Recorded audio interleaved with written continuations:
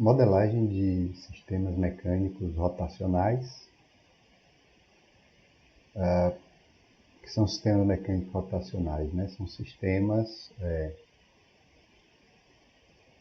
onde os elementos, né, giram em torno de um eixo fixo, então provocando um movimento rotacional.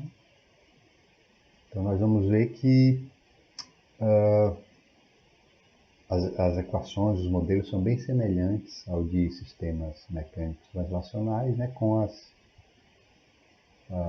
devidas diferenças, mas a modelagem vai poder ser feita de uma maneira bem semelhante. Então vamos ver os princípios básicos desse sistema, como ficam os circuitos elétricos equivalentes, e depois vamos ver alguns elementos específicos, sistemas com engrenagens, tá, que servem para a gente fazer uma mudança, né, nas velocidades e deslocamentos nos torques. E finalmente dois dispositivos que servem para transformar movimentos rotacionais em translacionais e vice-versa. Então vamos ver aqui quais são os princípios básicos, né, de sistemas mecânicos rotacionais. O elemento básico são corpos. Os elementos básicos são corpos girando em torno de um eixo fixo. Tá? Então temos aqui esse corpo aqui de raio R, uma força sendo aplicada tangencialmente a esse corpo vai causar uma rotação em torno do eixo.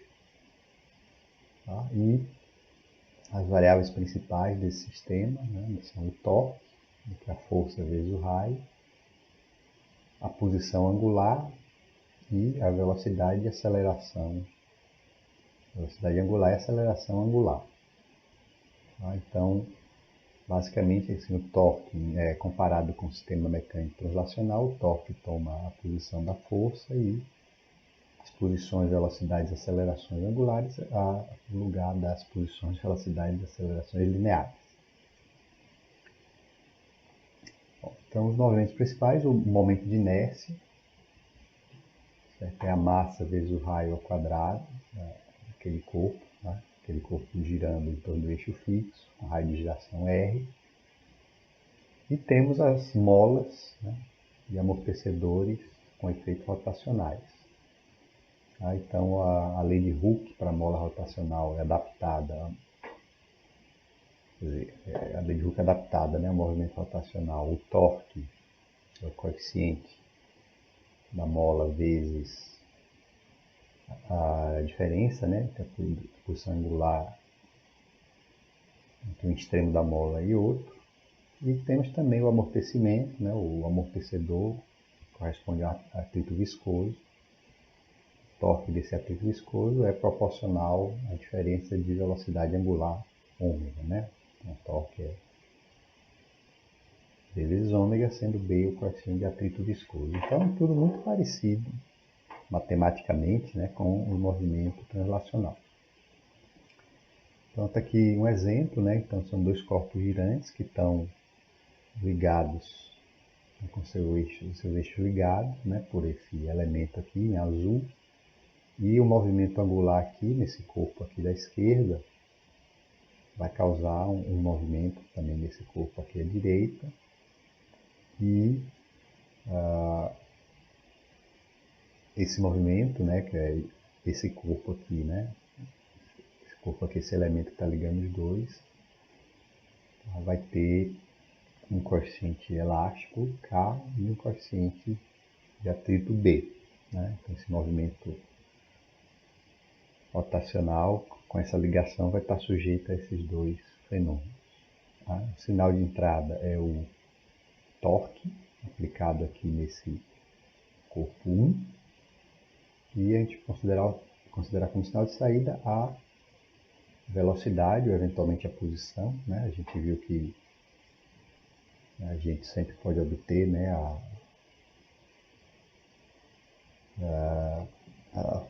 em termos de função de transferência ou modelo de estado, né? Se a variável de saída é velocidade, a gente pode também mudar o modelo para que a variável de saída seja a posição. Isso já discutimos bastante no caso de movimentos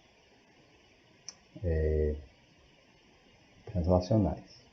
Tá? Então, o princípio aqui a saída seria a velocidade angular do corpo 2. Então, podemos fazer a modelagem do mesmo jeito que é feita para o caso translacional. Nós separamos os dois corpos e desenhamos aqui o diagrama de corpo livre, indicando todos os torques que estão sendo aplicados em cada um dos corpos. Né?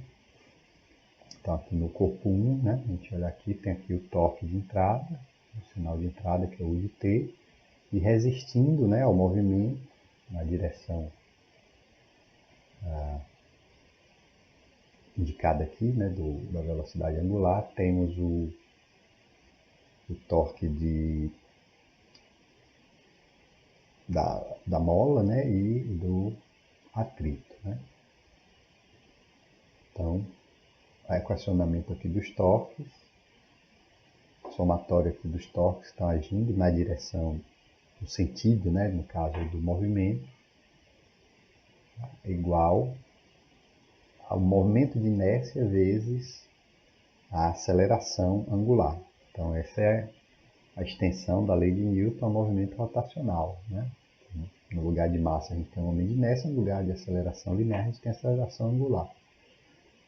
E aqui, se a gente olhar aqui esse corpo, é essa ligação aqui, então esse movimento aqui vai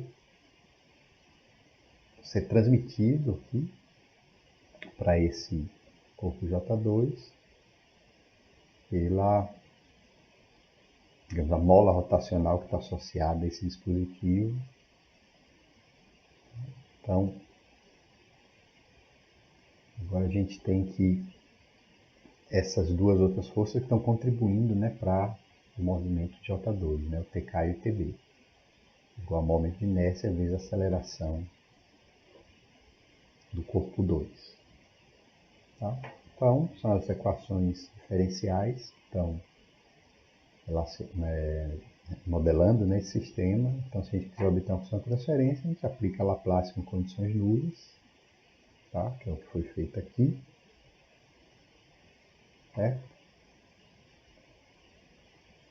Repetir aqui, né, as equações, aí, bom, agora é só manipular essas duas equações. Basicamente tem que eliminar o θ1, né, para ficar só em função do θ2.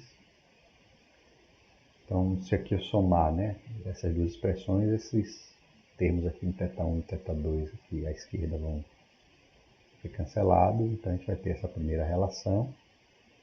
Tá? U J1S ao quadrado θ1 mais J2S ao quadrado θ2. Daí a gente tira θ1 em função de U e θ2. E aí a gente substitui na segunda expressão.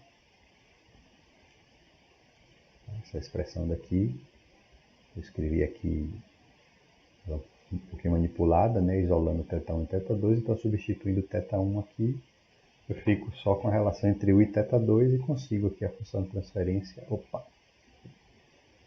A função de transferência é θ2 sobre U. Tá? Que é essa que está aplicada aqui a partir dessas equações. Então, isso aqui representa o efeito do torque no corpo 1 no movimento do corpo 2. Tá? Se eu quiser, em relação à velocidade, é só eu trocar θ2 aqui por ômega 2 sobre S. Né?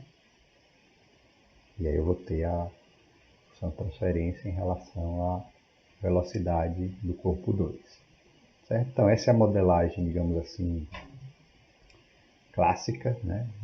A partir da aplicação da lei de Newton no sistema mecânico, mas aqui nesse curso nós adotamos aquela abordagem de construir um circuito elétrico equivalente. Então, como que seria essa construção? Né? Então, bem semelhante à construção do circuito elétrico equivalente para um sistema mecânico translacional. Então, aqui a gente tem essa primeira relação entre as variáveis, né? do sistema mecânico rotacional e do circuito. Tá? Então, a velocidade angular vai corresponder à tensão, o torque vai corresponder à corrente, o momento de inércia vai corresponder ao capacitor, com capacitância igual ao momento de inércia, um amortecedor a um resistor com resistência 1 sobre B, e a mola K, né, com coeficiente elástico K, a um indutor com indutância 1 sobre K. Então, muito igual ao sistemas mecânicos translacionais. E aqui tem aquele passo a passo, né, que é exatamente o mesmo.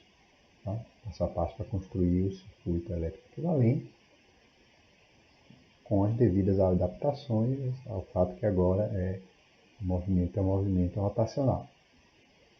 Certo? Então isso aqui já vimos no caso de movimento translacional, basicamente uma repetição com as adaptações necessárias, né? Já que as variáveis são diferentes, né? No caso rotacional em relação ao caso translacional. Então pega aqui aquele mesmo exemplo, né, que nós vimos. Então como é que seria aqui o circuito equivalente, né? Então, o primeiro passo é identificar, né, as variáveis e os componentes estão aqui, né? Então, os momentos de inércia vão corresponder a capacitores com a capacitância igual aos valores aqui J1 e J2, com um dos terminais aterrados. Depois vamos fazer a ligação dos outros elementos de acordo com o arranjo que tem no circuito no sistema mecânico. Então aqui a gente vê aqui ligando os dois momentos de inércia, a gente tem aqui representados juntamente, né? Aqui uma mola e um atrito.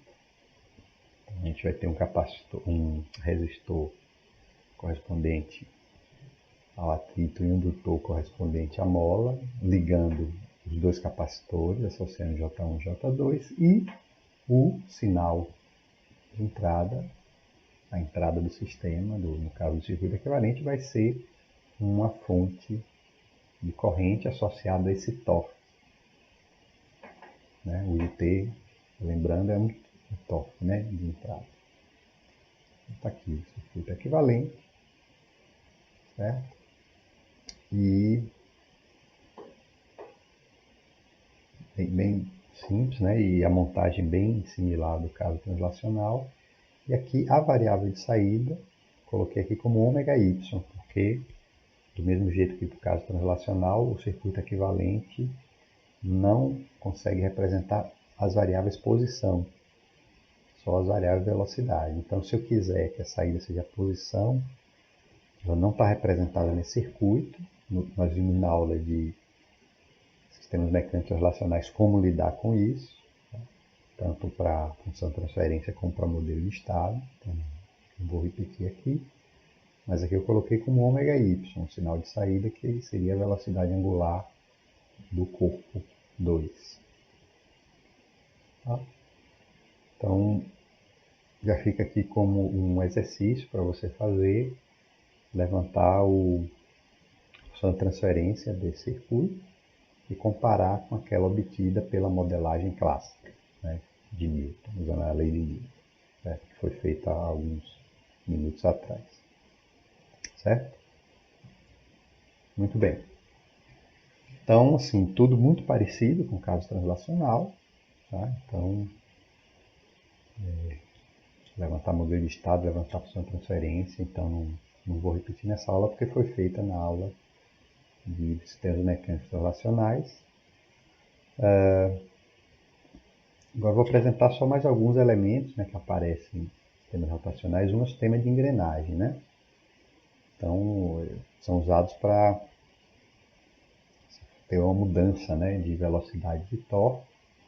Então, aqui seria, né, uma engrenagem aqui de raio R1 acoplada em outra de raio R2.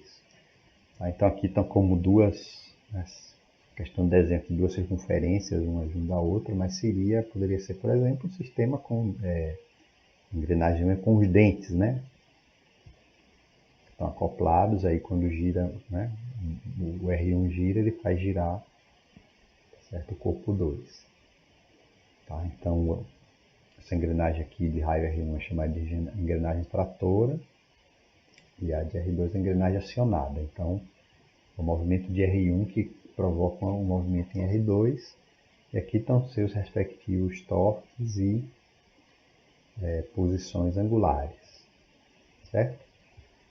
Então, qual é o princípio aqui usado aqui para modelar esse sistema, né? Então a gente está supondo que a engrenagem ideal, a gente está desprezando a massa, o momento de inércia dessas engrenagens.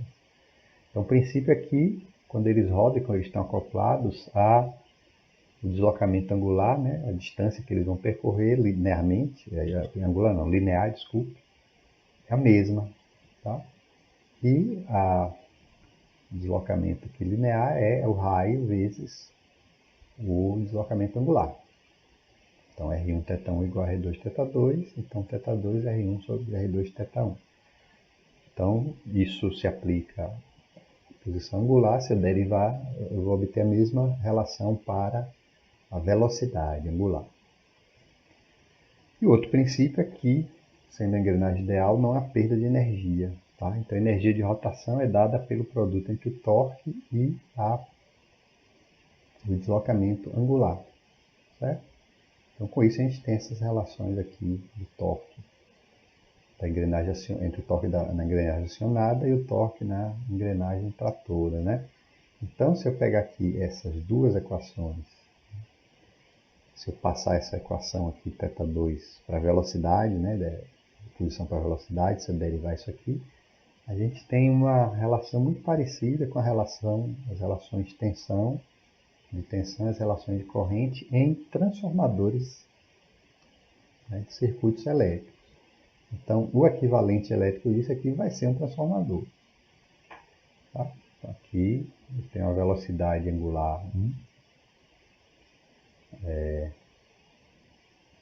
no primário, ela vai ser transformada na velocidade angular 2 no secundário. E aqui, o que seria o número de espiras, né, no transformador, é o raio 2 e o raio 1. Né? Então, isso aqui, atenção para não confundir, porque no transformador, a gente geralmente coloca N1 e N2, né? N1 no primário e N2 no secundário. Mas aqui veja que é R2 e R1, porque a relação é R1 sobre R2, né? Então, R1 seria o número de espiras, entre aspas, no secundário, e R2 o número de espiras no primário. Tá? Então, por isso que é R2 e R1. Então, tranquilamente, né, a gente consegue colocar a engrenagem ideal no circuito equivalente.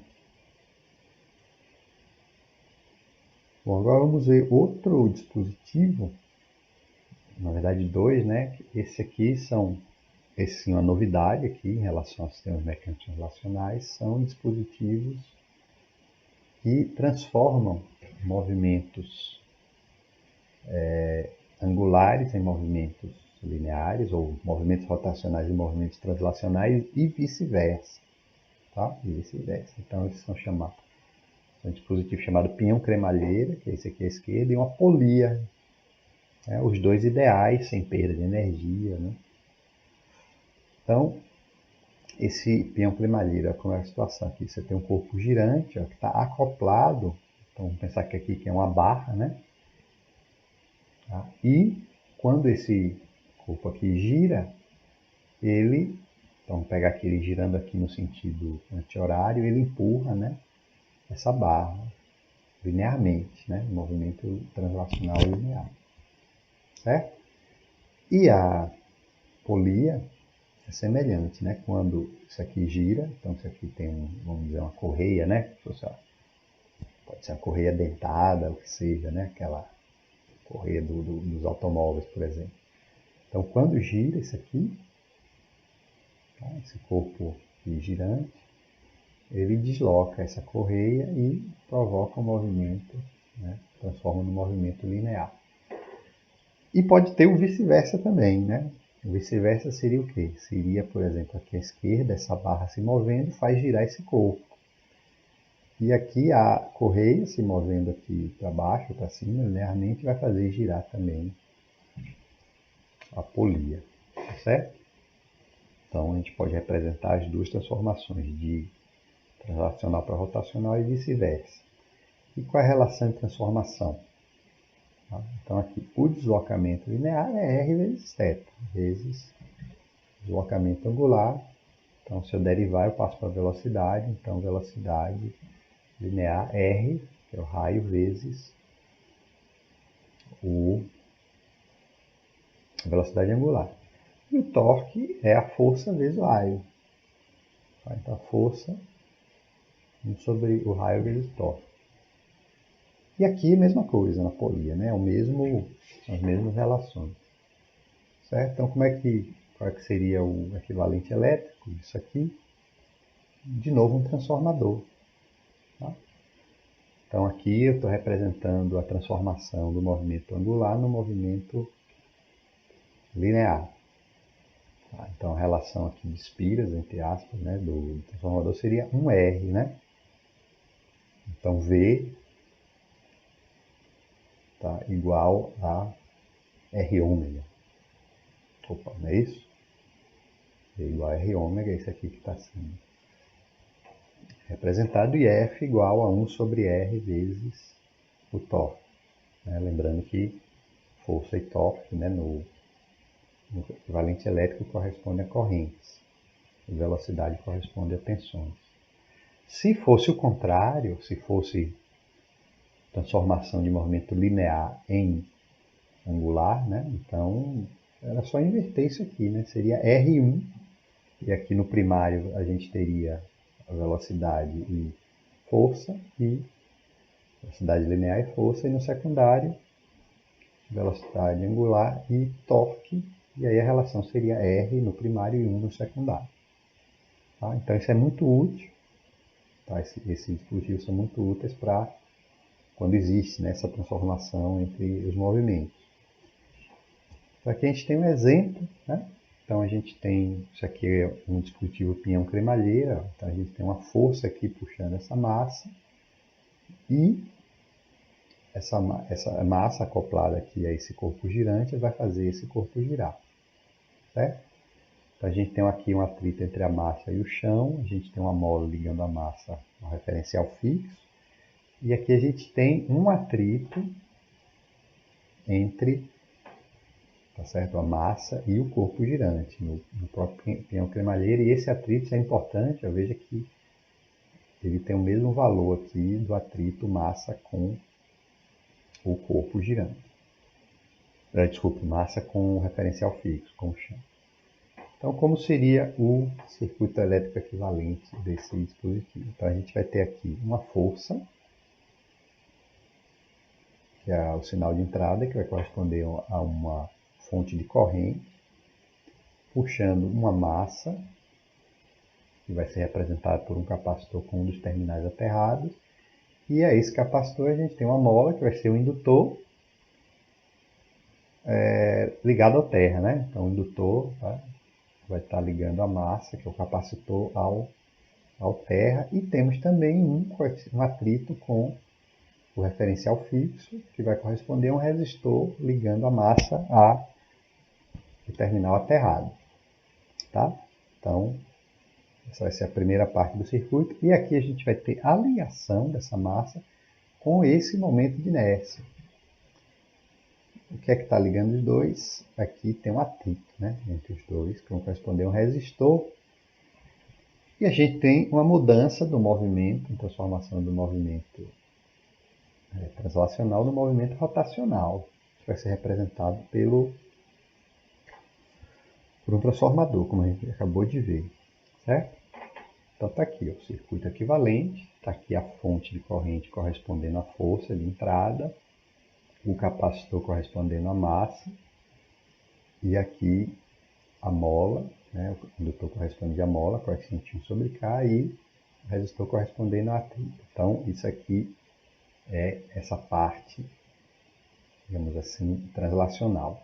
E aqui agora o acoplamento com a parte rotacional. Veja que tem um atrito, esse atrito vai ficar no primário ou no secundário do transformador.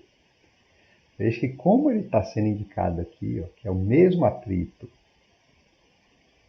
o mesmo coeficiente de atrito entre a massa e o chão, né? Então, esse coeficiente de atrito aqui, a gente subentende que ele tem valor translacional. Ele tem um valor translacional, então ele vai aparecer, na parte translacional, vai aparecer no primário do transformador. É esse aqui, certo? Então veja que aqui eu estou ligando, ó, esse momento de inércia, essa massa com o momento de inércia que está no secundário, tá? O momento de inércia J está aqui no secundário, certo? Então veja que a transformação, ó, aqui quando a gente tinha visto era de rotacional para translacional, era 1R, agora como é o contrário, de translacional para rotacional vai ser R1. R1, certo? E essa tensão aqui vai corresponder à velocidade angular do corpo no momento de inércia J. Tá? Como é que eu sei que esse, no caso aqui é o atrito, né? Corresponde à resistência, que a resistência vai ficar no primário ou no secundário. Então você tem que ser informado se esse coeficiente de atrito aqui tem valor translacional ou rotacional. Tá? Aqui a gente assumiu que tem valor translacional porque ele tem o mesmo valor desse outro coeficiente de atrito aqui, que é translacional, né? Mas é preciso que seja informado, né? Olha, o coeficiente de atrito podia ser informado, tem valor rotacional, então aí essa resistência apareceria no secundário. Tá certo? Então, resumindo, né, a modelagem de sistemas mecânicos rotacionais é muito semelhante à de sistemas mecânicos translacionais, tá? Com as adaptações necessárias, tanto usando a modelagem clássica por Newton, né, quanto a modelagem por circuito elétrico equivalente, certo? E, adicionalmente, a gente tem esses elementos aqui que acabamos de ver que transformam, né, o movimento rotacional em translacional e vice-versa, e que são modelados aqui como transformadores no circuito elétrico equivalente. Então, era isso que eu tinha para falar nessa aula. Obrigado pela atenção e até a próxima.